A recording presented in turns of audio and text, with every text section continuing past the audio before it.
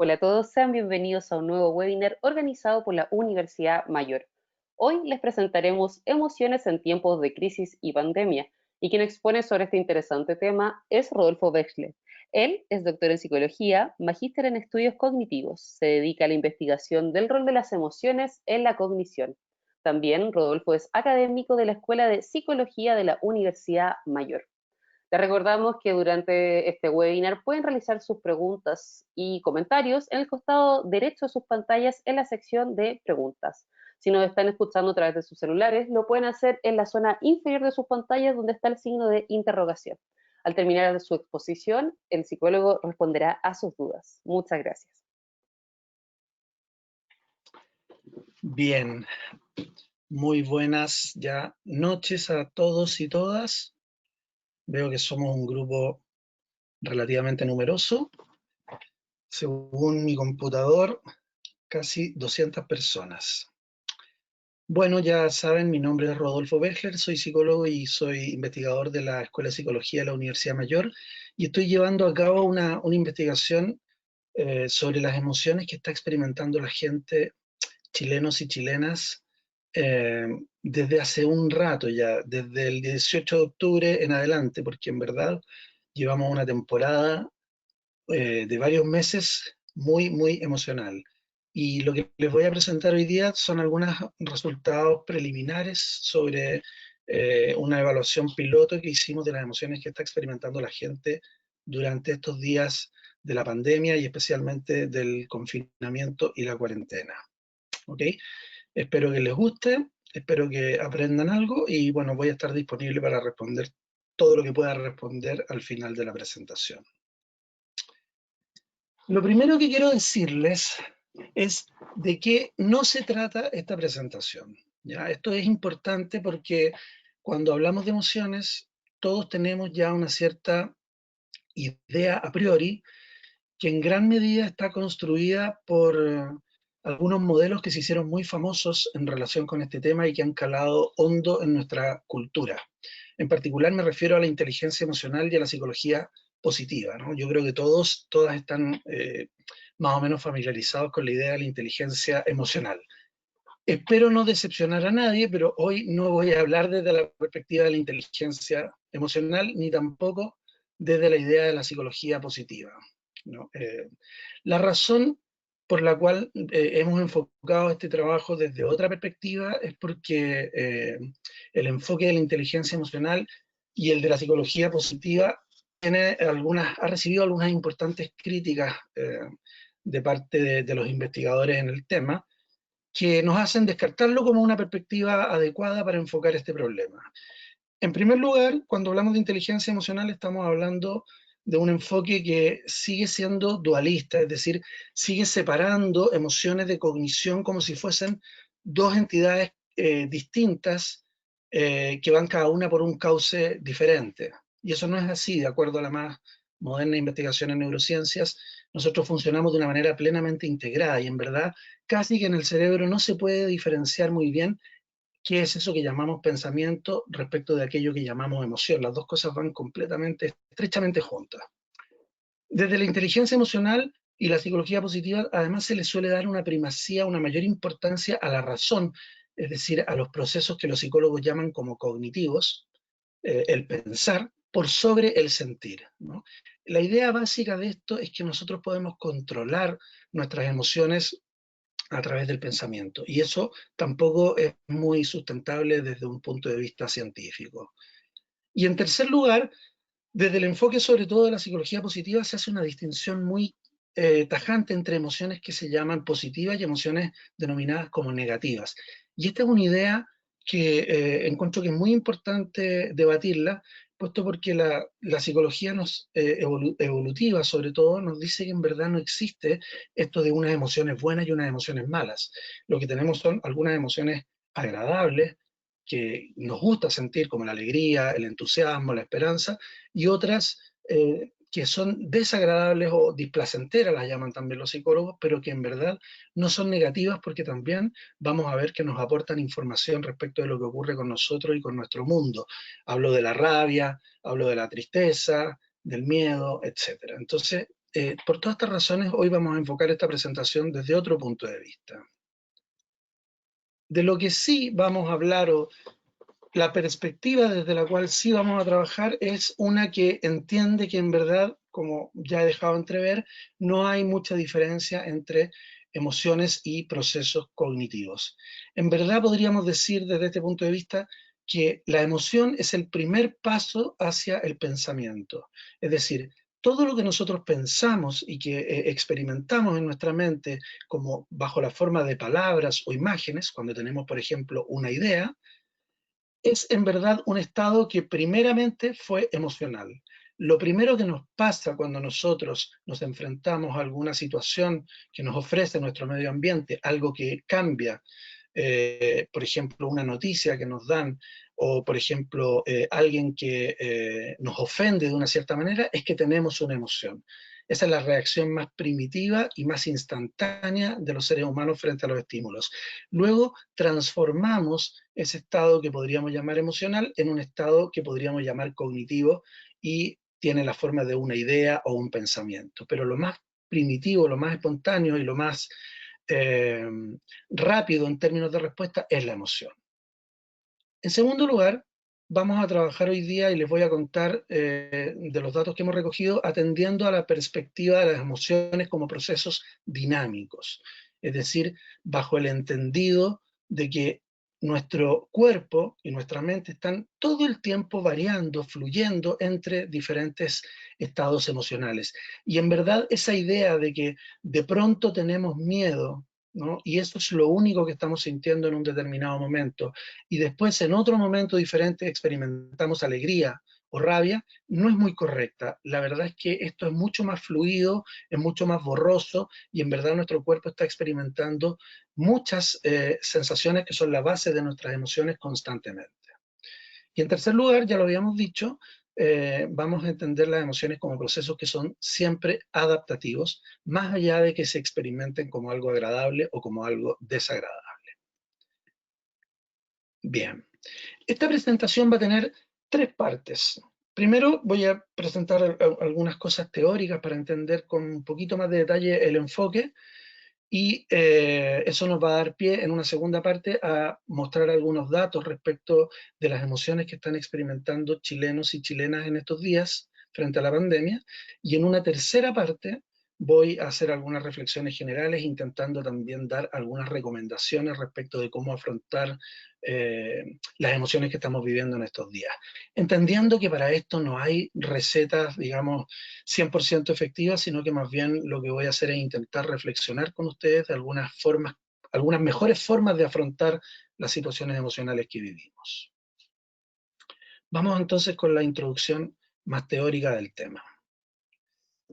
Para conversar acerca de la teoría respecto de las emociones, es decir, cómo entender qué es una emoción, lo primero que quiero hacer es plantearles una pregunta, a ver si a través de este webinar podemos dialogar un poquito.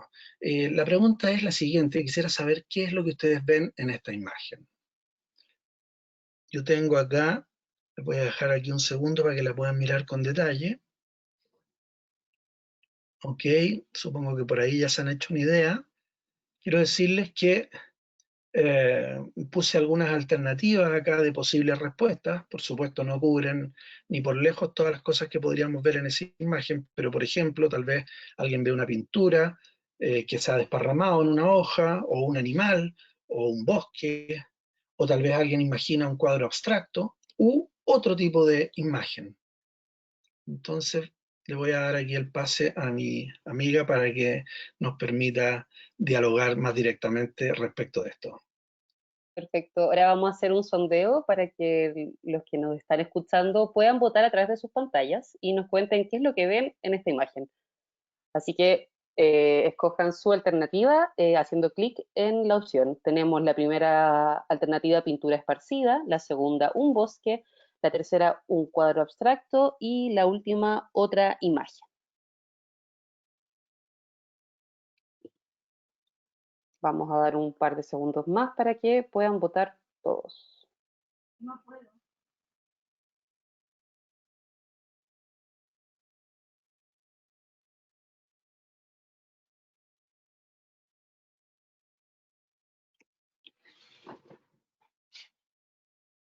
Bien, ya ha votado la mayoría de nuestros oyentes y vamos a cerrar el sondeo para ver qué pensarán ustedes.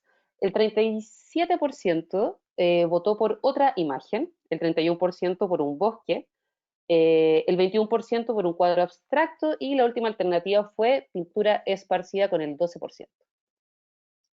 Vale, muchas gracias. Veamos. Lo que tenemos acá es que claramente no todos vemos lo mismo frente a esta imagen, ¿no?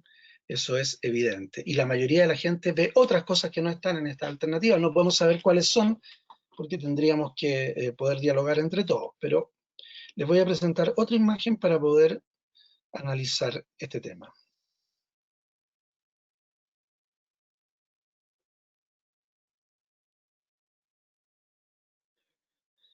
Si se fijan entonces, se trataba de una abeja, ¿no? Pero es prácticamente imposible ver una abeja si no tenemos esta otra información complementaria, que es la que les estoy mostrando en esta nueva diapositiva, ¿no? Si no tenemos esta información, se hace confuso interpretar de alguna manera la imagen que les presenté originalmente. No obstante, es probable que ahora que ya vieron la abeja, si miran la imagen, no puedan evitar ver una abeja en vez de lo que veían anteriormente. ¿Okay? La dejo ahí un segundo para que ustedes puedan hacer el experimento por su cuenta y tal vez después al final lo podamos comentar. Pero yo me imagino que ahora prácticamente todos ven una abeja con cierta claridad en esta imagen. Bien, ¿por qué se produce esto? ¿No? Lo que ocurre es que tenemos un cerebro que funciona haciendo mano, echando mano de información que tiene almacenada para poder interpretar la nueva información que se presenta en nuestros ojos, oídos, tacto, gusto, etc. En verdad nunca nos enfrentamos a la realidad de una manera objetiva, siempre nos aproximamos a la realidad construyendo nuestros objetos perceptuales. Lo que nosotros vemos, en verdad no lo vemos tal cual es, sino que más bien lo vemos tal cual nosotros lo construimos y para eso necesitamos echar mano de conocimientos previos. Por eso cuando nos encontramos con un estímulo que es distinto, que no podemos relacionar con algo que hayamos visto antes, nos cuesta interpretar aquello. Esto es algo que funciona con mucha claridad de esta manera que les he mostrado respecto de la percepción, ¿no? Pero vale hacerse la pregunta respecto de las emociones. ¿Funcionarán las emociones de la misma manera? Es decir, ¿será que también nosotros construimos nuestras propias emociones? ¿O en verdad será que las emociones nos ocurren y somos un poco víctimas de las emociones, un poco a la manera como nos lo han mostrado modelos como el de la inteligencia emocional o el de la psicología positiva que mostrábamos anteriormente? Es decir, ¿es verdad realmente que nosotros simplemente experimentamos la rabia o la alegría y no podemos hacer nada frente a ello? Para responder a esta pregunta y ver si las emociones también funcionan con este principio que opera para la percepción, les quiero contar de un experimento ya clásico en la psicología que realizaron hace muchos años dos investigadores, Schachter y Singer, que intentaban ver de qué manera se relacionaban las emociones con los llamados procesos cognitivos, con el pensamiento finalmente, ¿no? Y responder un poco esta pregunta de si nosotros somos o no víctimas de nuestras emociones o es que más bien las construimos. Lo que hicieron Schachter y Singer fue, bueno, conseguir un grupo de personas para que participaran de su investigación, una cuestión no menor, nunca es fácil conseguir gente para este tipo de situaciones, y a este grupo de gente que decidió participar en el experimento, la dividieron en tres grupos, grupo A, grupo B y grupo C. Estos tres grupos tenían en común que a todas las personas de cada uno de estos grupos se les inyectó adrenalina. ¿Okay? La adrenalina o epinefrina es una hormona que genera muchos cambios en nuestra fisiología y varios de los cuales tienen que ver con emociones. Por ejemplo, incrementa la frecuencia cardíaca, contrae los vasos sanguíneos, etcétera, ¿no?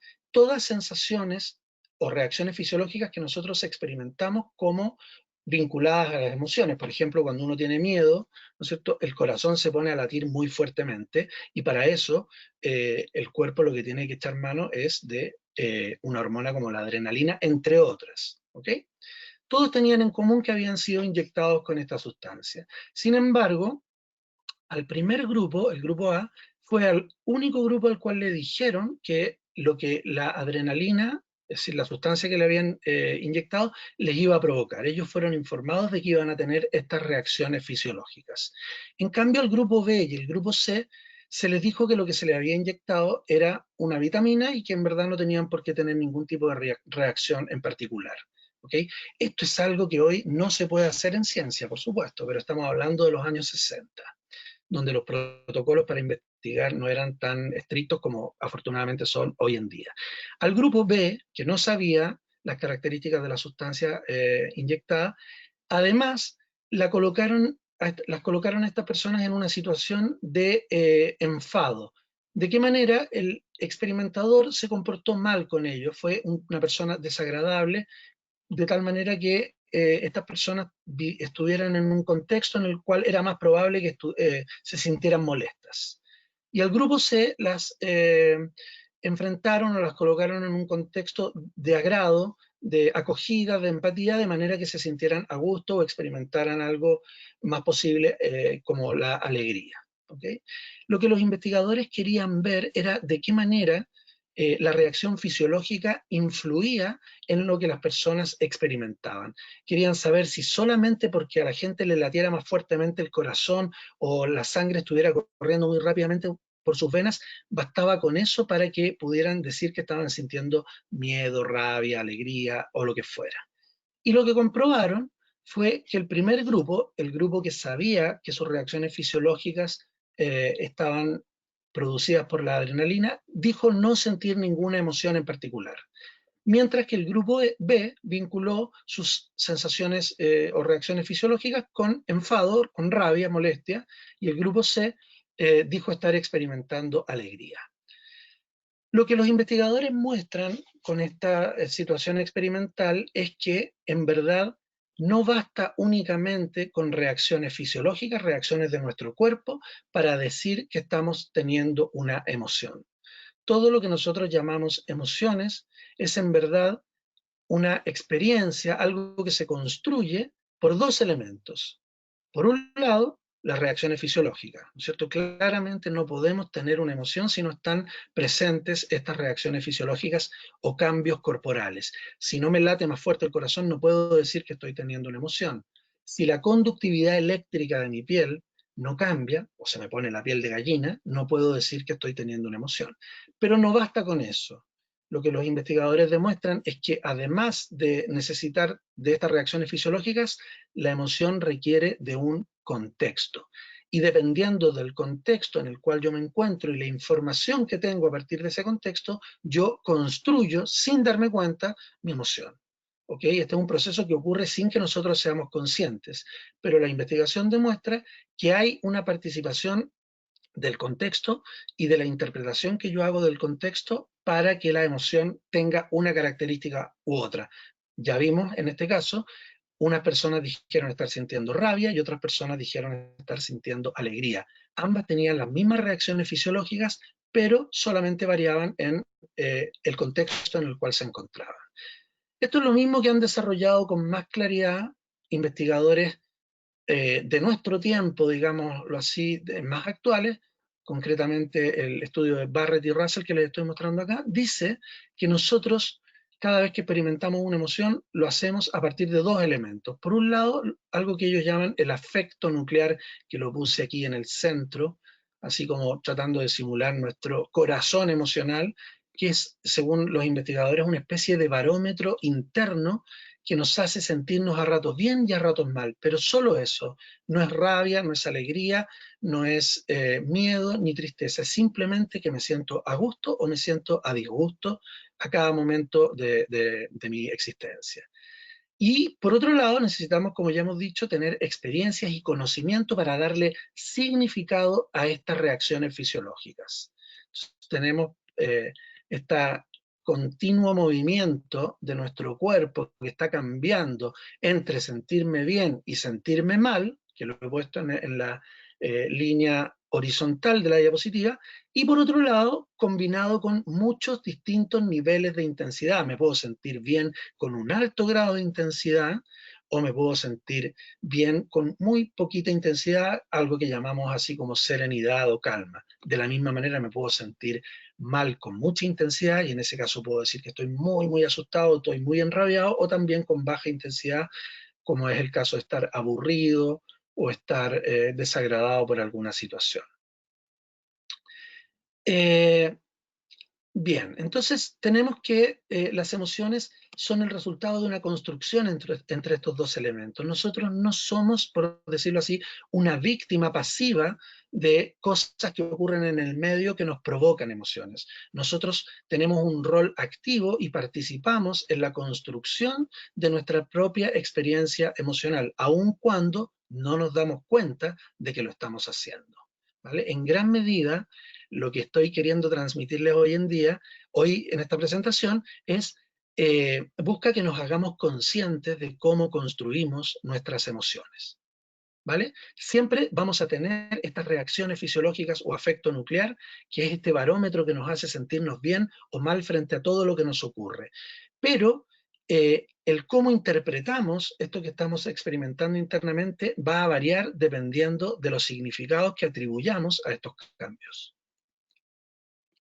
Para ir finalizando esta primera parte de presentación más teórica, quisiera ir resumiendo y decir entonces que, en primer lugar, siempre estamos sintiendo emociones. Lo normal de las emociones es que nunca cesan de fluir. Este barómetro interno, este afecto nuclear, está siempre en funcionamiento. A veces lo notamos porque es muy intenso, como por ejemplo si estamos frente a en una situación de un temblor o un terremoto, o en otras ocasiones estamos leyendo o viendo una película y no somos conscientes de estar experimentando la emoción. Pero lo concreto es que esto está todo el rato variando en estos términos de intensidad y también en esto otra dimensión de valencia, es decir, agrado o desagrado, ¿vale? Lo normal de las emociones es que estén todo el rato allí fluyendo como un trasfondo de nuestro funcionamiento, aun cuando no nos demos cuenta de aquello. En segundo lugar, quiero decir que toda emoción es siempre una reacción a cambios que se dan en el medio ambiente. Y esta es la razón por la cual estamos permanentemente sintiendo emociones. Y es porque nuestro ambiente es un ambiente dinámico. Todo el tiempo nuestro ambiente está cambiando en cosas muy sutiles, como por ejemplo que no puedo acceder a una diapositiva que tengo en mi computador, o no puedo lograr enchufar algo en un enchufe, o en otros casos situaciones mucho más drásticas, como por ejemplo la que estamos viviendo ahora de confinamiento, o las noticias muy impactantes que vemos en la televisión de la violencia en Estados Unidos, etc. Pero tal como el ambiente cambia, cambiamos nosotros internamente. Es una covariación que es permanente. ¿Ok? Lo tercero que quiero decir es que las emociones se experimentan siempre, como ya he señalado anteriormente, como agradables o desagradables, pero esto no tiene nada que ver con que sean buenas o malas. Todas las emociones, debiéramos decir, son adaptativas porque nos entregan información respecto de lo que ocurre en el ambiente, pero algunas de estas informaciones o de estos estados informativos son más placenteros y otros son muy desagradables. Esto no tiene nada que ver con que sean buenas o malas, tal como hemos aprendido culturalmente de esta idea de las emociones negativas.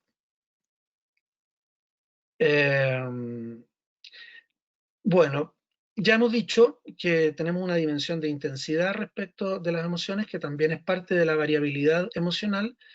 Y hemos dicho también que las emociones son la base de la construcción de nuestras ideas, de nuestro pensamiento, de nuestro conocimiento. Todo lo que nosotros sentimos es el primer elemento a través del cual podemos tener opiniones respecto de algo, podemos tener actitudes frente a ciertos hechos, podemos pensar en términos más concretos. Solemos ver las emociones como propiedades del mundo. Solemos ver, atribuir las emociones a cosas que ocurren fuera, pero, como he señalado al comienzo de la presentación, en verdad las emociones son construcciones que hace nuestra mente de forma interna, de forma privada. Decimos que tal persona es desagradable, pero en verdad es desagradable para mí. Decimos que tal hecho es alegre, que tal persona es simpática, que tal estímulo provoca miedo, pero en verdad eso es lo que a mí me ocurre. El mundo allá afuera tiene unas ciertas características y yo acá adentro resueno con ese mundo de una particular manera que es una construcción privada, aun cuando yo muchas veces no me dé cuenta de aquello. Bueno, eso es lo que quiero contarles en términos generales respecto de cómo funcionan las emociones, un poco pensando en cómo podríamos interpretar los resultados que estamos obteniendo muy preliminares de esta investigación que estamos llevando a cabo respecto de las emociones que están experimentando los chilenos y chilenas durante la pandemia. ¿Ok? Se trata de una investigación que venimos desarrollando desde el 25 de abril en adelante, ¿no? Pero que la muestra que yo he analizado para compartir con ustedes corresponde a respuestas otorgadas hasta el 20 de mayo. ¿No? Nosotros colgamos en internet un cuestionario que consultaba a las personas sobre las emociones que estaban experimentando en relación con la pandemia en una escala de 1 a 5 puntos. Le pedíamos a la gente que nos dijera, por ejemplo, qué grado de tristeza estaba sintiendo frente al confinamiento o el distanciamiento social, en una escala de 1 a 5 puntos. Pero también le preguntábamos a la gente respecto de la intensidad con la cual estaba sintiendo frente a esa misma dimensión la experiencia del miedo o la de la alegría o todas las emociones que aquí están presentadas en la diapositiva. Además, lo hicimos pensando en 7 diferentes dimensiones de esta crisis que podríamos llamar sociosanitaria. Si por un lado queríamos saber cómo eran las emociones de la gente frente al distanciamiento social y la cuarentena, que tanto estaba impactando este hecho emocionalmente, pero también frente al cambio en las rutinas diarias, por ejemplo, el hecho de tener que andar con mascarilla, por ejemplo, el hecho de tener que teletrabajar, etcétera, etcétera. También respecto de la situación económica que se nos está viniendo encima a propósito de esta crisis. También respecto a la posibilidad de contagiarnos nosotros o nuestros familiares, qué emociones sentía la gente. También respecto de las emociones que siente la gente frente al manejo que está teniendo el gobierno de la crisis. Y esto era muy interesante de evaluar porque ya habíamos hecho evaluaciones respecto del estallido social. Entonces queríamos saber cómo se modificaban estas emociones ahora en el caso de la pandemia. Frente a la posibilidad de retomar las actividades normales, sobre todo porque planteamos la pregunta, empezamos a evaluar en el momento en el cual se estaba discutiendo esta posibilidad de volver a retomar las actividades normales. Entonces queríamos saber cómo se sentía la gente frente a este escenario. Y finalmente queríamos saber cuáles eran las emociones frente a la imposibilidad de que se manifieste la protesta social que venía ocurriendo desde octubre en adelante. ¿Vale? Entonces, estoy hablando de un estudio piloto porque esto está todavía en curso, pero les voy a presentar algunos poquitos datos para que podamos conversar al final de la presentación sobre ello y sobre otras cosas. 6 emociones en una escala de 1 a 5 puntos, medidas en relación a estas 7 dimensiones que les acabo de mencionar. El día de hoy solamente voy a hablar de la primera, por eso está marcada en rojo. ¿Cuáles son las emociones que la gente está experimentando frente a la cuarentena y el distanciamiento social? El objetivo que teníamos era, eran los siguientes, porque eran varios objetivos. Primero, bueno, evidentemente evaluar el impacto emocional de las diferentes dimensiones de la crisis sociosanitaria, identificar los grupos más vulnerables frente a la pandemia. O sea, queríamos saber si, por ejemplo, no sé, dependiendo de la edad o del tipo de trabajo que uno realiza o del nivel socioeconómico en el cual se ubica, era más vulnerable o no en términos emocionales. Las emociones variaban, cambiaban según ese criterio. Y finalmente, queríamos saber también de qué manera estas emociones se podían relacionar con posibles conductas de riesgo frente a la pandemia. Es decir, queríamos conocer las emociones para intentar eh, prever posibles conductas de riesgo a partir de estas emociones que se estaban experimentando. Veamos. Aquí.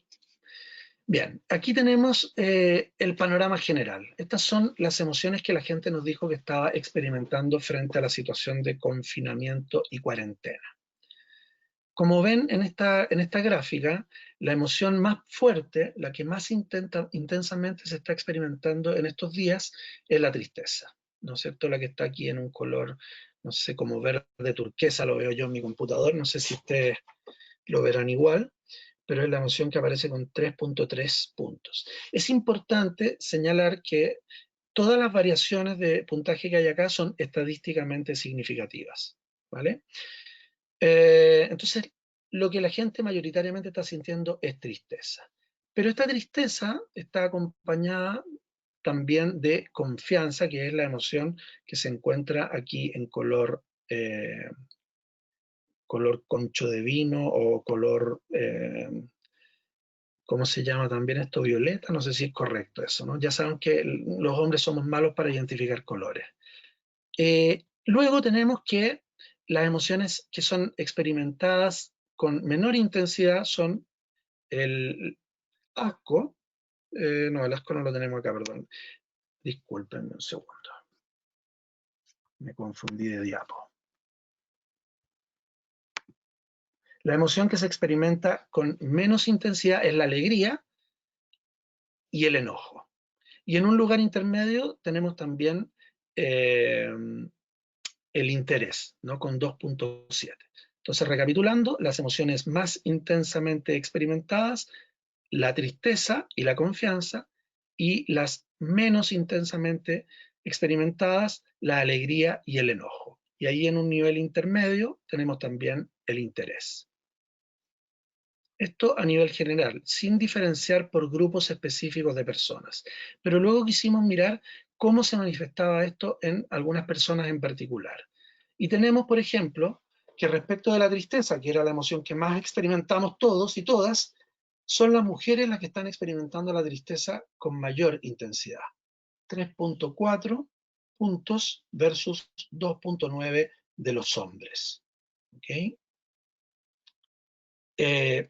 No es tan extraño esto, ya vamos a ver que en general las mujeres, en varios estudios que se realizan de estas características, eh, suelen tener más habilidad para reconocer la tristeza versus la capacidad que tienen de reconocer la tristeza los hombres. Es probable que muchos de los hombres estén también muy tristes, pero no lo reconozcan así. Cuando miramos también cómo se comportaba la tristeza según el tipo de actividad que realizan las personas, encontramos también algunas diferencias interesantes. Y si bien todos estamos sintiendo un cierto grado importante de tristeza por el confinamiento y por la cuarentena y por el distanciamiento social, los estudiantes son las personas que manifiestan tener mayor intensidad de tristeza frente a esta dimensión, seguido estrechamente de las personas que están sin trabajo. Es interesante este dato, y uno podría pensar a priori tal vez que las personas que están sin trabajo normalmente debieran estarse sintiendo mal, debieran estar experimentando algo así como la tristeza, pero llama la atención que son los estudiantes los que están un poquito por encima, incluso de las personas que están sin trabajo en cuanto a la intensidad de la tristeza.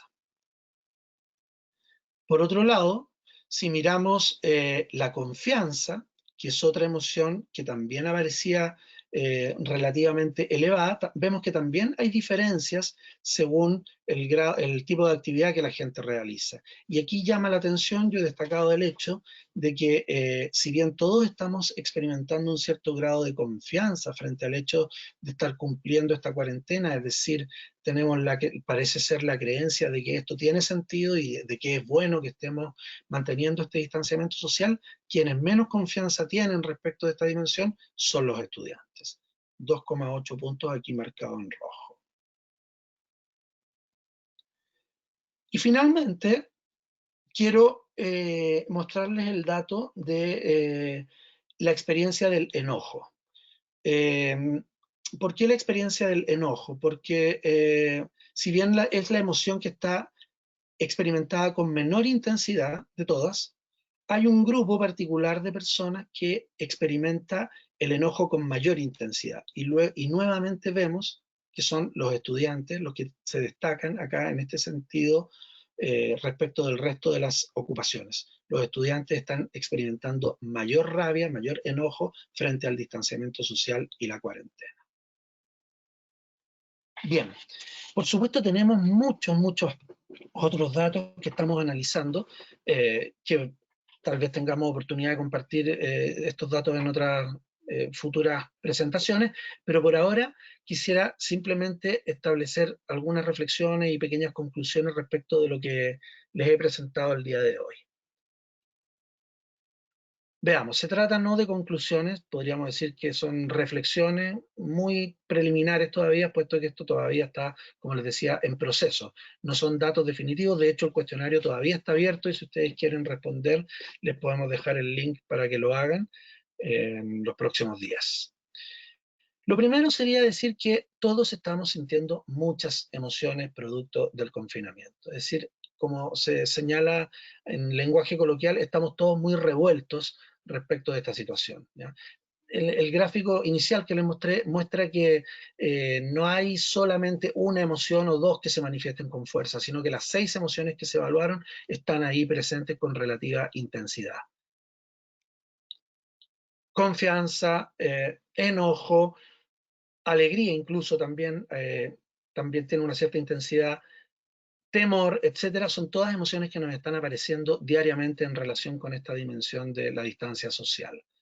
La tristeza, sin embargo, es, como hemos dicho, la mayor o la emoción más intensamente experimentada. Tristeza es, en términos cognitivos, la experiencia de la introversión. Estamos todos un poco para adentro con esto que está ocurriendo. Estamos todos introvertidos, estamos todos como reflexionando, mirándonos a nosotros mismos, producto de esta situación de distancia social y de confinamiento. Es necesario estar atentos y prevenir que esta tristeza no se transforme en una depresión. Por el momento se trata de una emoción razonable, esperable que así ocurra. Ya vamos a ver que hay varias características del confinamiento que permiten prever que experimentemos cosas como la tristeza, pero hay que poner un signo de atención porque si esto permanece mucho tiempo, muchos de nosotros podríamos estar en riesgo en algún momento de pasar a tener algo así como un trastorno emocional del tipo depresión u otros. Además, como ya vimos, la tristeza es más intensa en mujeres y estudiantes, y he subrayado o he puesto en negrilla la palabra estudiantes porque parece ser un grupo eventualmente más vulnerable frente a la experiencia emocional en esta pandemia. Por otro lado, como ya hemos dicho, junto a la tristeza hay confianza, lo cual sugiere que la mayoría de nosotros está aceptando de buena forma esta situación. En general, esto se puede ver también en el hecho de que no hay mucho grado de enojo, ni tampoco de rechazo o asco, que era otra de las emociones que evaluamos. La mayoría de la gente consultada respecto a este tema dice estar sintiendo el enojo en muy bajita intensidad. Entonces, si tenemos confianza por un lado en grado alto y por otro lado enojo en grado bajo, vemos que la mayoría de nosotros se encuentra aceptando la situación de confinamiento por ahora. Y eso es bueno, porque si la mayoría de nosotros está en esta situación de aceptar la situación del distanciamiento social, estamos más proclives a seguir las reglas de este confinamiento. Sin embargo, como ya hemos dicho, tenemos un grupo que no presenta estas mismas características, ¿no es cierto? Porque muestran más tristeza frente a la situación, pero además porque muestran un cierto grado de molestia mayor que otras personas respecto del confinamiento. Estos son los estudiantes. Si relacionamos esta tristeza con este grado alto de rechazo, tenemos que los estudiantes parecen ser un grupo especialmente vulnerable a la situación del distanciamiento social. Bien, quisiera pasar ahora a algunas reflexiones de orden más general, ¿no? Lo primero que quiero decir respecto de este tema es que es normal que todos nosotros estemos experimentando muchas emociones y en alto grado de intensidad en estos días. Hay varias características que la crisis que estamos viviendo hace que sea una crisis emocional.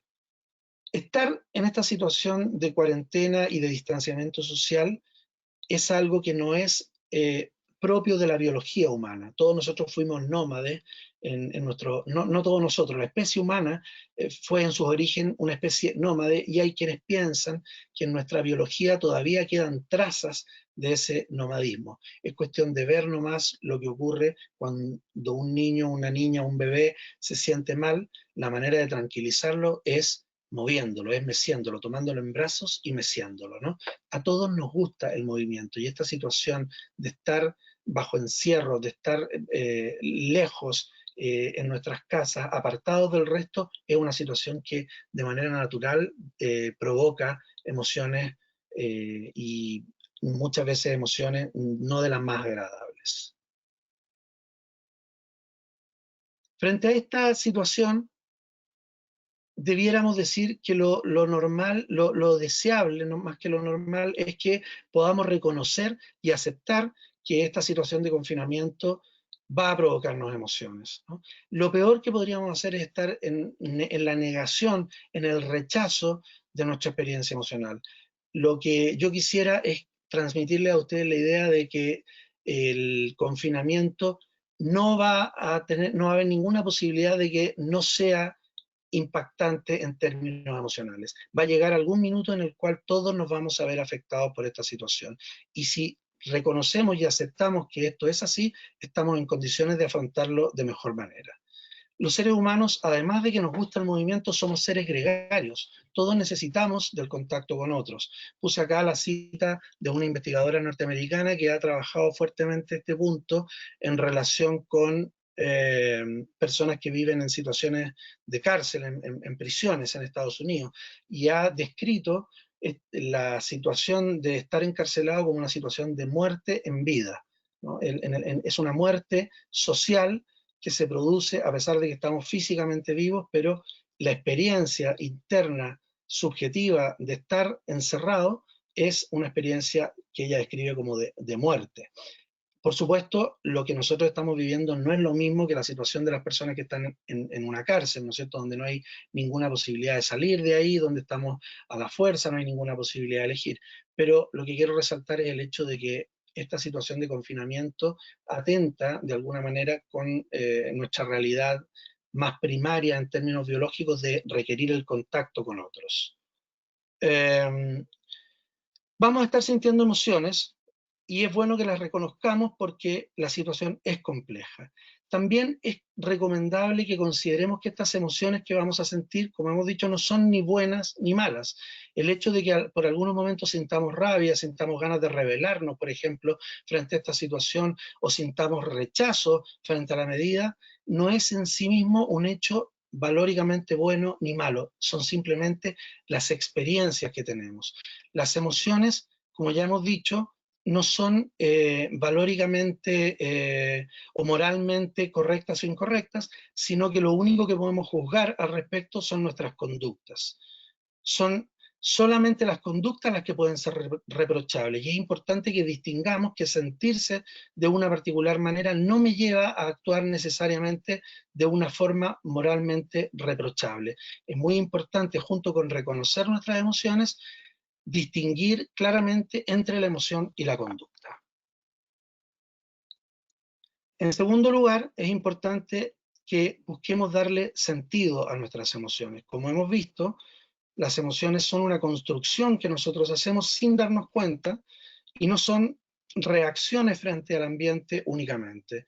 Hay una parte de nosotros que contribuye a darle significado a todo lo que nosotros sentimos. Y esta es una característica muy importante de los seres humanos. El psicólogo o el psiquiatra, perdón, austríaco Viktor Frankl, que desarrolló una línea de psicoterapia en relación con este tema, vivió la experiencia de estar encerrado en un campo de concentración nazi y se sorprendió frente al hecho de que incluso en esa situación brutal de estar en un campo de concentración, había muchos momentos en los cuales las personas que estaban allí se sentían alegres y podían compartir e incluso disfrutar por momentos. Y se hizo la pregunta, ¿cómo es posible que algo así pueda ocurrir estando en una situación tan terrible como la que es un campo de concentración? Y su respuesta fue que en la medida que la gente lograba darle sentido a la experiencia que estaba viviendo, entonces aquello se transformaba en una experiencia menos dolorosa e incluso a veces podía tener algunos atisbos de placer.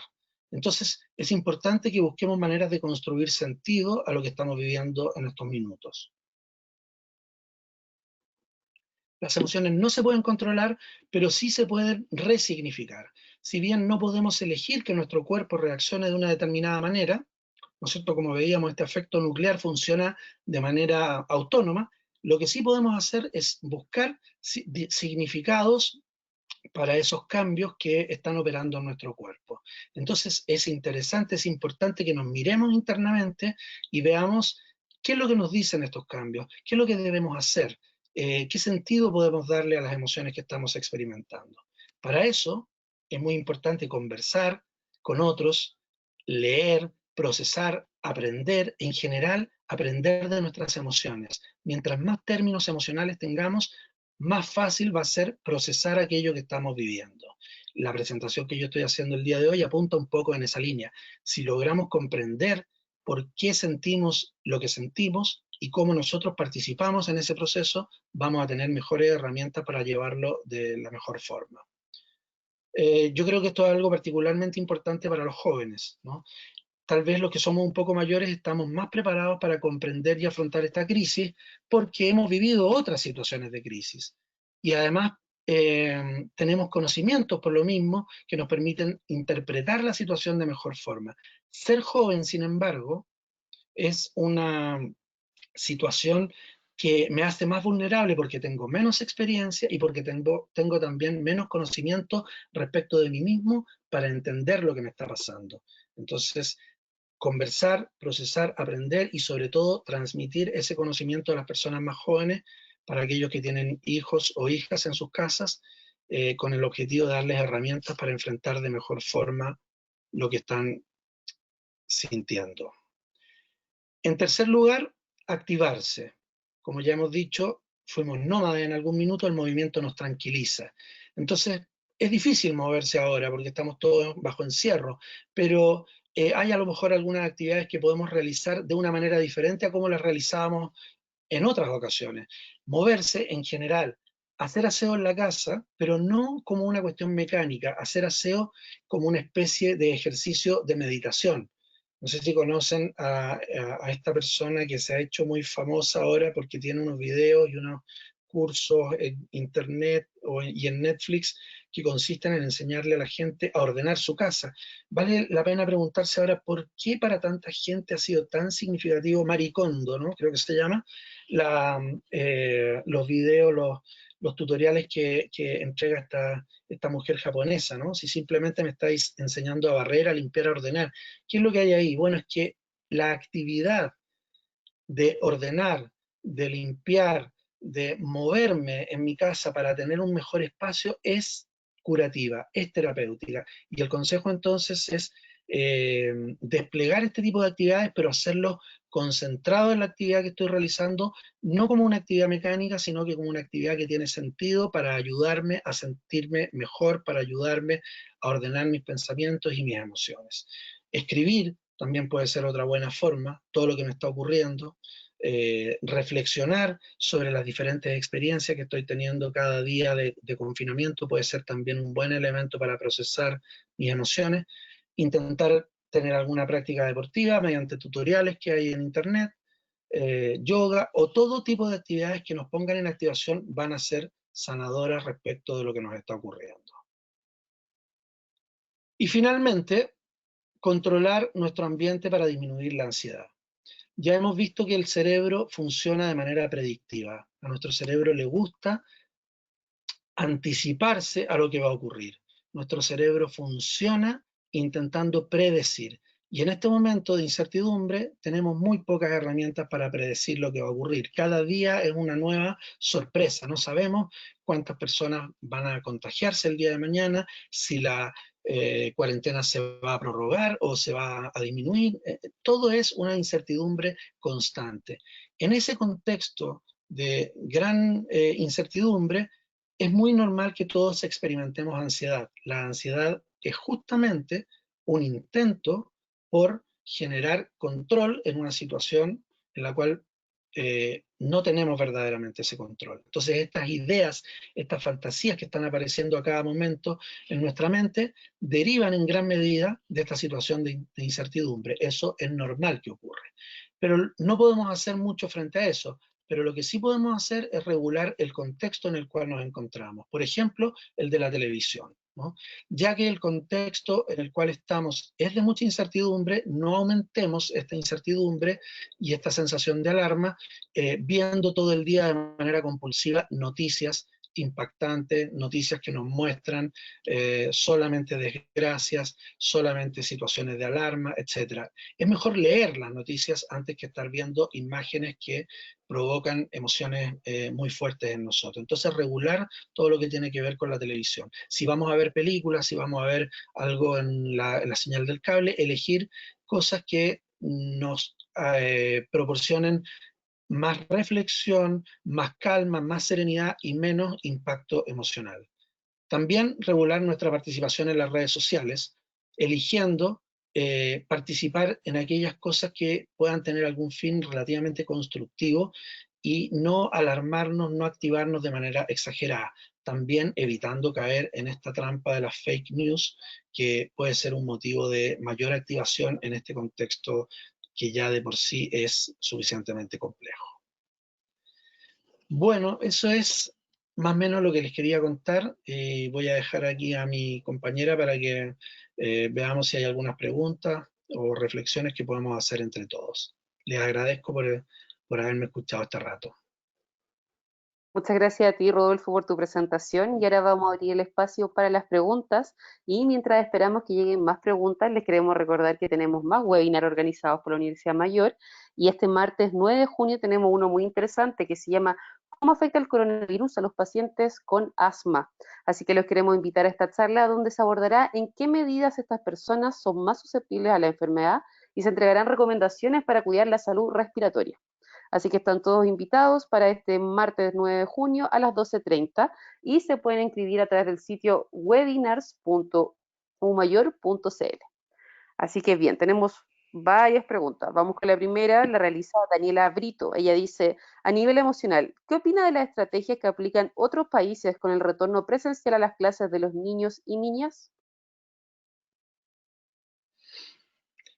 Bien, no sé qué países están aplicando específicamente estas medidas, pero en el caso de Chile, yo no veo ninguna posibilidad de que nosotros podamos retornar prontamente a las clases presenciales. Primero porque nosotros tenemos uno de los sistemas escolares con mayor cantidad de alumnos por aula. Entonces, no veo de qué forma podríamos cumplir con las restricciones físicas necesarias de distanciamiento físico para poder estar en una sala de clase presencial.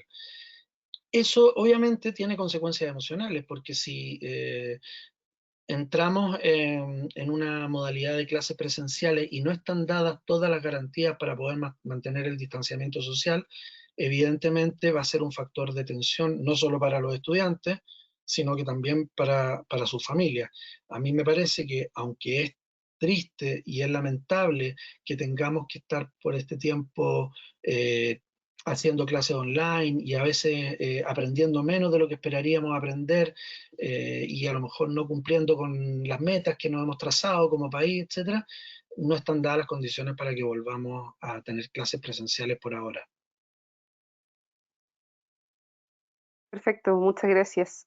Vamos a la siguiente pregunta, la realiza Sofi Yaque. Ella dice, mi pregunta se orienta si estas emociones pueden verse diferenciadas por el grupo etario a quien se le consulta. ¿Es la edad una variable interveniente para llegar a concluir estas estadísticas? Tengo 43 años y aún no he experimentado tristeza. Vale. Buena pregunta. Mira, nosotros evaluamos la edad y su relación con las emociones que les describí hace un momento y no encontramos una relación. Y esto es muy interesante por el hecho de que sí encontramos diferencias, como les mostré, respecto del tipo de actividad que realiza la gente. Es un dato curioso porque uno podría pensar que la mayor tristeza el mayor enojo y la menor confianza que manifiestan los estudiantes pudiera tener que ver con una cuestión etaria, pero no parece ser así, porque cuando intentamos relacionar edad con experiencia emocional no encontramos relación. Tiene que ver más bien, al parecer, pero este es un dato que estamos revisando todavía, con las características particulares del tipo de actividad que uno se encuentra realizando en un momento de la vida. Es más bien la condición de ser estudiante, que a mí me parece que es una situación, una condición que de por sí es de cierta incertidumbre. Es esa condición de ser estudiante la que tiene influencia en el grado de intensidad emocional que yo vivo y no tanto la edad que yo tengo. Entonces, la respuesta es que por ahí, al parecer, no va la explicación de la intensidad emocional. Muchas gracias. Ahora vamos con la pregunta de Carla Contreras. Y ella dice, referente a los tips, iban orientados a los adultos. Quizás nos podrías dar alguna recomendación para preadolescentes y adolescentes.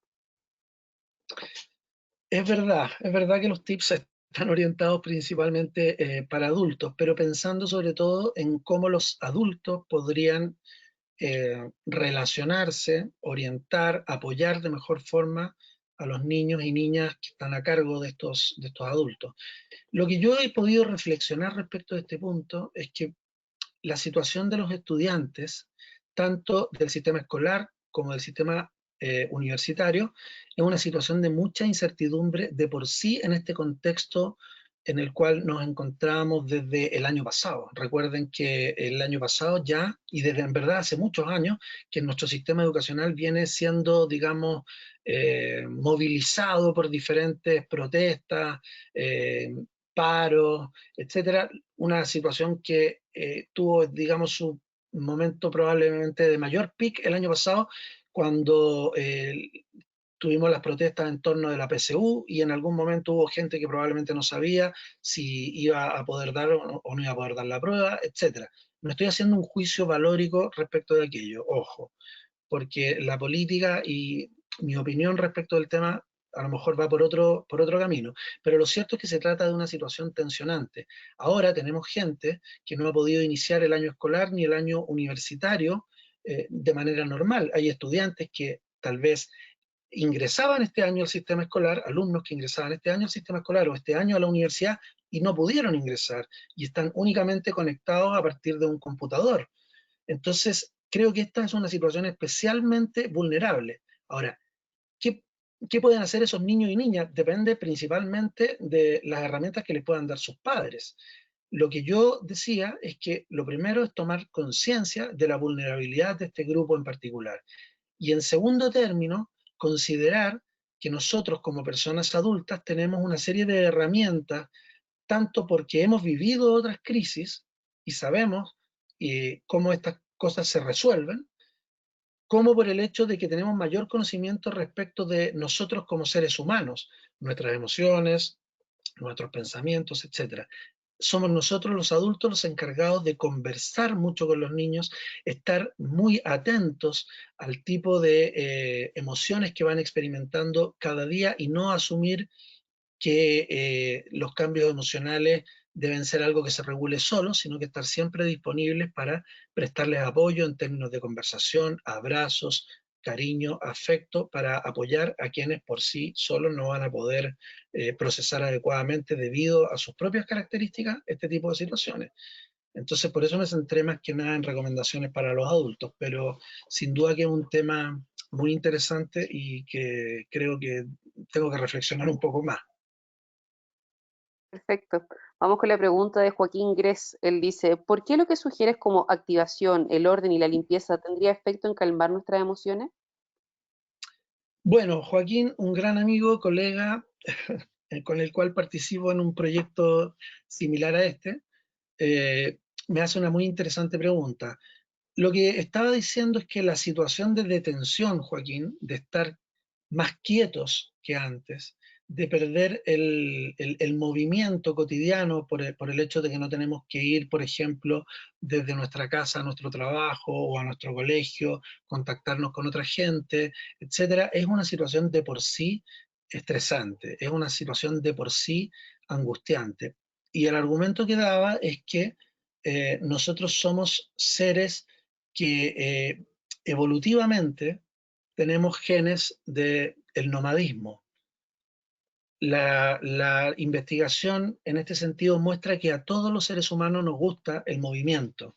El movimiento nos calma, nos tranquiliza y nos da una sensación de placer. Y en este momento tenemos muchas menos oportunidades de movernos. Entonces, dentro del poco espacio que tenemos para movernos en nuestras casas, a veces en nuestros departamentos, a veces hay muchas personas que viven en un espacio muy pequeño y les resulta muy difícil buscar las pequeñas instancias como para ponernos en activación. Es muy fácil que nos dejemos estar y nos conectemos al celular, por ejemplo, al computador y pasemos largas horas en estado de quietud. Y esto, por los argumentos que estaba dando anteriormente, en general no es sano. Entonces, ¿qué podemos hacer? Bueno, hay cosas que podemos hacer en nuestra casa. Hoy salía la noticia en el diario, en un periódico, de, por ejemplo, conectarse con nuestro jardín o con nuestras plantas al interior de un departamento y estar preocupado de poder cuidarlas, proporcionarle el agua, etcétera, etcétera. Si no es eso, puede ser el generar orden o arreglos en nuestra casa que se requieren realizar, pero hacerlo no de una manera automática como lo haríamos en otro tipo de situaciones normales, hacerlo ahora intentando estar conectados con esta actividad más como si fuese una actividad o una especie de meditación que como si fuese simplemente estar barriendo. No sé si conocen el caso, hay una chilena que salió en los periódicos del año pasado, creo que fue el año antepasado, que se le conoce como la persona que curó su angustia barriendo, ¿no? Y hicieron un reportaje de ella en el periódico porque se dedicó, después del, parece que fue que tuvo una muerte de un familiar de ella en un momento de mucho sufrimiento, se puso solamente a barrer y estuvo barriendo durante mucho tiempo en su casa, luego en su barrio y luego salió a barrer a otros lugares. Y ella relata en ese artículo cómo el barrer fue el elemento curativo para salir de la depresión.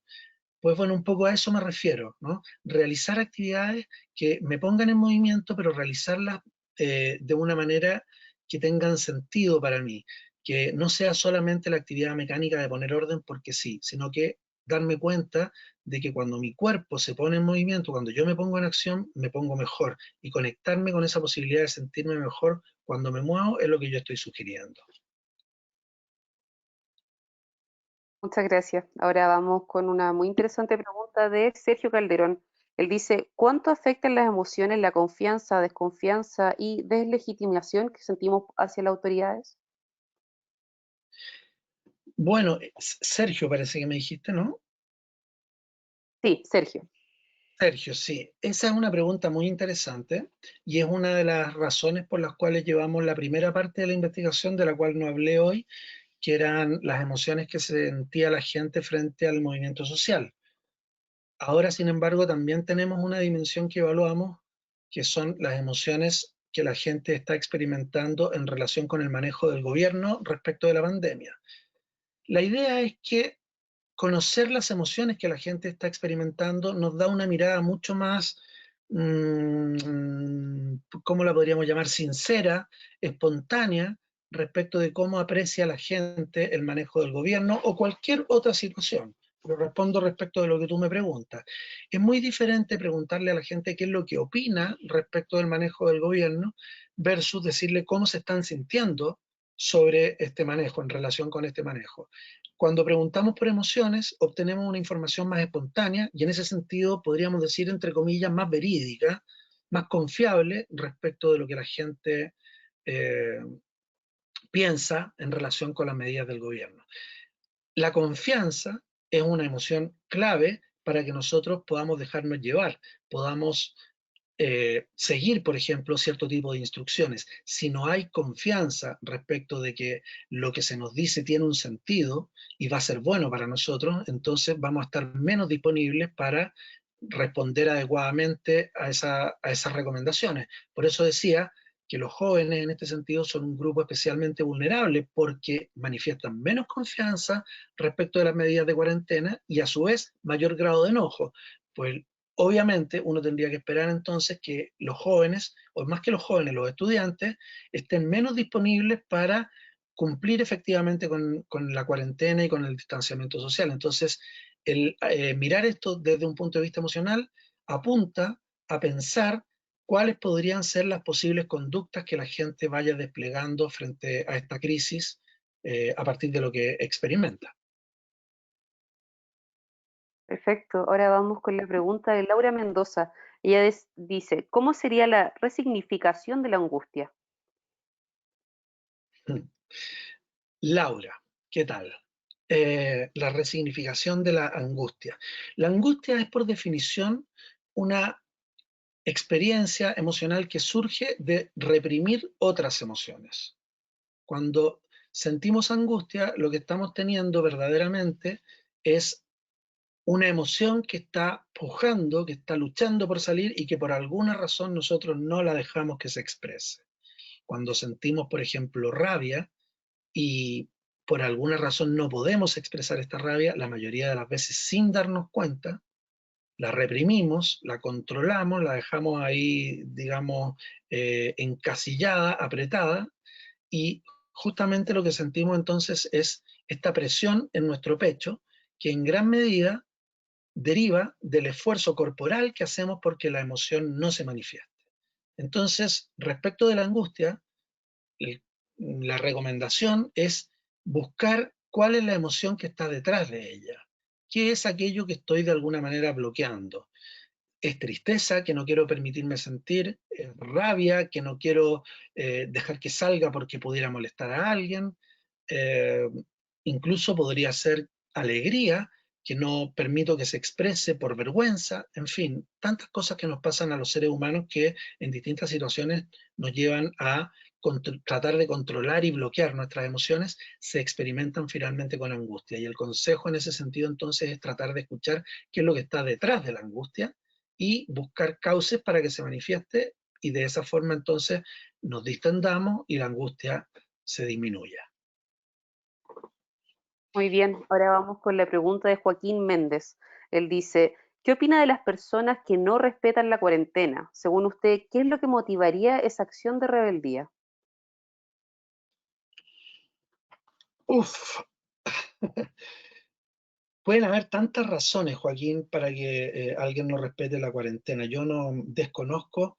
Bueno, aquí de partida hay razones económicas, razones políticas, razones sociales que pueden estar detrás del rechazo a las medidas de cuarentena. Yo no he hablado nada acerca de eso porque no es el tema del día de hoy, pero no quiero desconocer el hecho de que, por ejemplo, hay gente que físicamente no está en condiciones de estar en cuarentena, porque si no sale de alguna manera a tratar de conseguir el dinero para alimentarse, no tiene ninguna solución frente a este tema. Entonces, hay desde razones físicas y económicas hasta razones psicológicas. Respecto de las razones psicológicas, me parece a mí que van principalmente por el hecho de no encontrarle significado a la medida de cuarentena. Y pueden haber ahí distintas razones por las cuales no le encuentro significado. Hay desde gente que no cree que verdaderamente esto sea una crisis tan grave como se está manifestando en los medios. Hay gente que cree que esto es un invento, ya hemos visto políticos de gran renombre en el mundo hacer comentarios en esa línea, hasta personas que piensan que es más importante el mantener la economía en términos saludables que generar una cuarentena que va a provocar un deterioro en la economía. Entonces, eh, en cualquier caso, me parece a mí que de las razones psicológicas ellas tienen que ver sobre todo con el significado que yo le doy a la acción de cuarentena. Si yo no veo sentido en ello, voy a estar mucho menos disponible para cumplir con esa norma que si yo encuentro que aquello apunta al bien común, apunta a mi propio bienestar y el bienestar de todo el grupo, etcétera. Para eso es muy importante que los gobiernos sean capaces de comunicar adecuadamente las razones por las cuales se toman las medidas que se toman. Cuando las vivimos simplemente como una imposición, me parece a mí que estamos menos disponibles para cumplir con esas indicaciones y experimentamos más la sensación de rechazo frente a ellas. Afortunadamente, hasta el momento en el cual nosotros evaluamos, esta sensación de rechazo era bastante baja.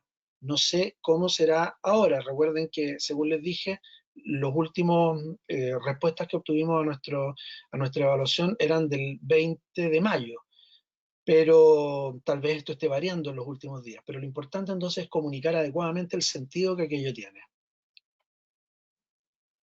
Perfecto. Ahora vamos con una pregunta de Diego Parra. Él dice, desde las discusiones que surgen en torno a la salud mental de los estudiantes universitarios y teniendo en consideración los resultados preliminares presentados, ¿por qué los estudiantes parecen ser específicamente vulnerables en temas de salud mental? Bueno, mira, es una pregunta que yo no tengo la respuesta certera en este momento para darte. Solamente tengo algunas reflexiones, ¿no? Las reflexiones que yo he hecho en estos días, porque este es un dato que a mí también me sorprendió, van en la línea de pensar que los estudiantes son personas que se encuentran viviendo, como decía hace un rato, una situación de incertidumbre mucho mayor que la del resto de la población. El estudio, la actividad de estar estudiando, es de por sí una situación de mayor incertidumbre que otras. Justamente estoy preparándome para ingresar al mundo laboral y cumplir, digamos, con un rol más definido en la sociedad que probablemente va a durar durante muchos años, ¿no es cierto?, una vez que yo ya tenga mi profesión, por ejemplo. Pero la situación de estar estudiando es una situación de estar preparándome para ese momento. Mientras me estoy preparando, nada es de por sí tan seguro como cuando ya efectivamente me encuentro jugando ese rol. Esa es una característica básica de la adolescencia. La adolescencia es por definición un periodo de preparación para ingresar al mundo adulto. Y eso me parece a mí que ya de por sí es algo más angustiante o sí, de mayor ansiedad que otro tipo de roles que distintas personas cumplen en la sociedad. Pero si además le sumamos a eso el hecho de que en nuestro país los estudiantes han vivido una serie de situaciones desde hace muchos años, pero especialmente en el último tiempo de mucha tensión respecto del futuro, me parece que los transforma entonces en personas de mucho mayor vulnerabilidad frente a la situación del confinamiento. Además, no nos olvidemos eh, Diego, que nosotros tenemos algunos de los indicadores más graves del mundo en términos de violencia contra los niños, niñas y jóvenes. Y también tenemos algunas de las tasas de suicidio juvenil más altas del mundo. Entonces, en general, vivimos en una sociedad que es bastante castigadora o maltratadora de sus niñas, niños y jóvenes, situación que se ha visto particularmente eh, acrecentada durante el último tiempo, producto de una serie de situaciones políticas y sociales que generan más incertidumbre aún. Creo que todo ese cóctel es de alguna manera eh, una mezcla que facilita que los estudiantes estén en un estado de mayor vulnerabilidad respecto de otros grupos. Muy bien, ahora vamos con la pregunta de Francisca Criado. Ella dice, trabajo en el área de orientación de un colegio. ¿Cómo puedo ayudar en sus emociones a niños y jóvenes de manera online? Bueno, lo primero, Francisca, es hablar acerca de las emociones. Nosotros vivimos en una cultura en la cual se habla poco respecto de lo que estamos sintiendo. En general, vivimos en una cultura negadora de las emociones. Entonces, aunque sea online, tenemos muy buenas oportunidades ahora, sobre todo que estamos todos un poco más quietos y todos un poco más enlentecidos respecto de nuestras actividades, de poder conversar acerca de lo que estamos sintiendo. Entonces, yo creo que tenemos que dejar de lado esta idea de que tenemos que centrarnos en lograr los objetivos de aprendizaje, por ejemplo. Este es un muy buen momento para utilizar el tiempo en la reflexión y en la introversión. Entonces, si tú eres profesora o orientadora en un colegio, tienes, creo yo, un espacio especialmente interesante de enfocarte en conocer cómo se están sintiendo tus estudiantes en este minuto, en hablar acerca de ello. La principal herramienta para trabajar las emociones es el diálogo con otros. Y a veces lo que los seres humanos necesitamos para sentirnos mejor es solamente el hecho de poder compartir lo que sentimos con otras personas. Entonces, me parece que la respuesta en esta línea es centrarnos en esas emociones, atender lo que nuestros estudiantes están sintiendo, darle espacio para que puedan expresarlo y, por supuesto, luego ir dando algunas herramientas como para poder ir trabajando con esas emociones, algunas de las cuales pueden tener que ver con lo que estuve diciendo hace un ratito en la presentación.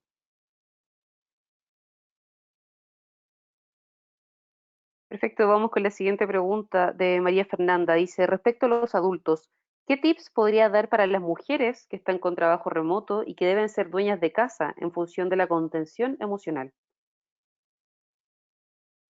Qué complejo lo de las mujeres. Sí. Las mujeres son el otro grupo que aparece con mayor intensidad en algunas emociones, concretamente en la tristeza. Pero además, yo he visto en la investigación que realizamos previamente respecto de este tema que las emociones en las mujeres respecto de la protesta social eran también más intensas que las de los hombres en una serie de dimensiones que evaluamos en su momento. Entonces, evidentemente estamos viviendo un tiempo en el cual las mujeres son protagonistas de todo lo que está ocurriendo, en gran medida porque también han sido algunas de las principales eh, víctimas o de las personas que han tenido que sobrellevar la mayor carga y daño a veces de un sistema injusto, de un sistema tensionante, de un sistema maltratador, eh, etcétera, ¿no? Entonces, es muy bueno la pregunta porque me conecta con eso que estaba dejándolo un poco de lado, habiéndome centrado más en los estudiantes. Lo primero que yo diría es que hay que considerar que la función de hacerme cargo de las distintas labores eh, de crianza y mantener una casa, etcétera, evidentemente no es una cuestión solamente de las mujeres. Entonces, tengo que procurar que aquello en mi hogar se distribuya y no asumir que las cosas tienen que seguir siendo de la misma manera. Entonces, no creo que las mujeres deban sentirse necesariamente responsables de dar la solución a todos los problemas que están ocurriendo, que pueden estar ocurriendo en este momento en nuestras casas. Podemos distribuir las funciones y eso significa no solamente que las respectivas parejas, por ejemplo, se hagan cargo de distintas tareas, sino que también distribuir las tareas entre mis propios hijos. Ya hemos visto que si los niños, las niñas y los jóvenes pueden ser también sujetos vulnerables en esta crisis, les viene muy bien tener actividades que les puedan dar sentido a su existencia en este minuto. Entonces, lavar los platos, eh, ordenar la casa, limpiar, etcétera, es un elemento que es beneficioso no solo porque me puede distender a mí como mujer respecto de una serie de demandas que tengo por mi trabajo, etcétera, sino que también puede ser sanador, curativo, aportativo para mis propios hijos. Entonces, lo primero es eso. Lo segundo, reconocer también mis propias emociones como alguien que puedo estar recargado en un momento determinado, ¿no? No pretender llevar todo el peso en mis hombros de la responsabilidad de criar, de la responsabilidad de traer dinero a casa, de generar un cierto nivel de ingreso, etcétera. En algunos momentos aquello me puede agobiar, me puede provocar mucha rabia, me puede provocar sensación de que esto no es justo, y lo sano, lo saludable es reconocer ese tipo de emociones y poder también transmitirlas a quienes corresponda, a mi pareja o incluso si tengo hijos adolescentes, también puedo compartirlo con ellos. Entonces, distribuir las funciones, por cierto, pero también de alguna manera distribuir las emociones, comentarlas, expresarlas, comunicarlas y procesarlas con otras personas que viven conmigo. No vivir esto como algo que solamente yo debo solucionar, sino que liberar y echar hacia afuera y compartir, me parece que es una de las mejores formas de sobrellevar esto que entiendo que es particularmente estresante y agotador para las mujeres más que para otros grupos. Así es. Bien, ahora vamos con la pregunta de Carolina Gutiérrez y esta es una pregunta que ha repetido bastante. Dice, ¿cómo pueden abordar desde la inmediatez los trabajadores de la salud de atención directa a pacientes con COVID-19 la ansiedad y el temor de su trabajo? Qué tremendo. Bueno, yo no tengo tantas respuestas, pero me imagino, si intento ser empático, que se trata de una situación tremendamente estresante, tremendamente angustiante. Es decir, si yo soy trabajador de la salud, estoy todo el tiempo viendo el sufrimiento de personas que están experimentando el dolor de la enfermedad y a veces de la pérdida de familiares, la inseguridad de no saber si voy a salir de un hospital vivo, si voy a volver a ver a mis seres queridos en condiciones de salud, etcétera, etcétera. Eso tiene que ser tremendamente doloroso. A eso se suma la posibilidad de mi propio contagio, ¿no? Y a eso se suma la posibilidad de que mi propio contagio pueda significar el contagio de mi propia familia. Entonces, empatizo profundamente con la situación extremadamente estresante que pueden estar viviendo, que están viviendo los trabajadores y trabajadoras de la salud en este momento. Dentro de eso, en la pregunta se plantea específicamente la situación del miedo, parece que fue que dijiste. Sí, el miedo de tener que trabajar constantemente con personas que están contagiadas. Vale, la recomendación es la misma que para todas las otras emociones. No existen emociones buenas y malas. Por lo tanto, el miedo lo que hay que hacer es escucharlo. El miedo me está indicando que efectivamente me encuentro en una situación de mucho riesgo y es por lo tanto muy saludable que experimente este miedo. Lo primero es reconocerlo y no negarlo, no hacerme el valiente o la valiente en este sentido. Reconocer mi temor y reconocer mi vulnerabilidad y buscar los canales a través de los cuales poder expresar y procesar este miedo. Esa es la recomendación. Si puede ser con un terapeuta, buenísimo, pero si no, con mi pareja, con algún amigo o amiga a través de internet, poder conversar acerca de este miedo, porque lo peor que podríamos hacer es negar la existencia de este miedo y actuar como si eso no estuviera presente. Ese es eh, el mecanismo más productor de angustia. Ya dijimos hace un rato, la angustia surge cuando negamos las emociones.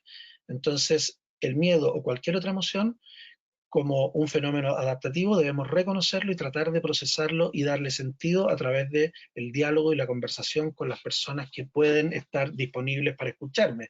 A veces uno no quisiera transmitirle a otro su sensación de temor, de vulnerabilidad o de rabia o lo que sea que esté sintiendo. Esto es un mal consejo, esa es una mala medida. Las emociones están ahí siempre pujando por salir, por expresarse. Y si las negamos, si las dejamos atascadas, reprimidas, empiezan a actuar como una especie de olla a presión que en algún minuto se va a transformar en otro tipo de síntoma. Entonces, reconocer el miedo y buscar instancias para poder expresarlo, conversando, dialogando con personas con las cuales me sienta en confianza, que sin duda que en algún lugar deben estar, y me parece que todos ahora también debiéramos tener la actitud de estar disponibles para conversar con las personas que más lo requieren en ese sentido. Perfecto. Ahora vamos con una pregunta, un tema que también se ha repetido bastante. La pregunta la hace Eddie Marchant. Dice, una persona cesante, ¿de qué forma puede mantenerse optimista si las cifras de desempleo siguen subiendo y volver a encontrar trabajo es una tarea muy compleja y además la falta de dinero es muy alta? Ujú, lo entiendo, tiene que ser terrible estar cesante en este minuto. Ya de por sí estar cesante es una situación muy angustiante, de mucho sufrimiento, pero ahora probablemente aquello se transforme en una situación doblemente dolorosa, porque tal vez si antes no veía buenas perspectivas, tal vez ahora el panorama se torne en algo mucho más oscuro aún. Entonces, lo primero, al igual que en el otro caso, que yo puedo decir es empatizar respecto de esta situación, ¿no? Eh, y reconocer que aquella es una emoción genuina. No hay nada peor que pensar que tenemos que sentirnos optimistas respecto a esta situación, porque si lo miramos en esos términos, el sufrimiento es doble. Primero porque siento la angustia de no tener dinero, de no poder traer dinero en los alimentos a mi casa, de no poder jugar un rol en la sociedad como se espera para todo el mundo, etcétera, etcétera. Y segundo, porque además debiese sentirme optimista, debiera estar feliz, debiera mirar el lado medio lleno del vaso.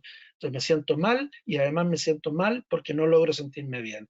Entonces, por lo menos lo segundo es algo que yo recomendaría no intentar hacer, no forzarse a sentir optimismo cuando en verdad la situación es de otro tenor, es de otras características. Lo que he estado tratando de transmitir a lo largo de toda la presentación es que las emociones no las podemos controlar ni las podemos elegir, porque son reacciones de nuestro cuerpo, pero lo que sí podemos hacer es buscar darles un sentido distinto.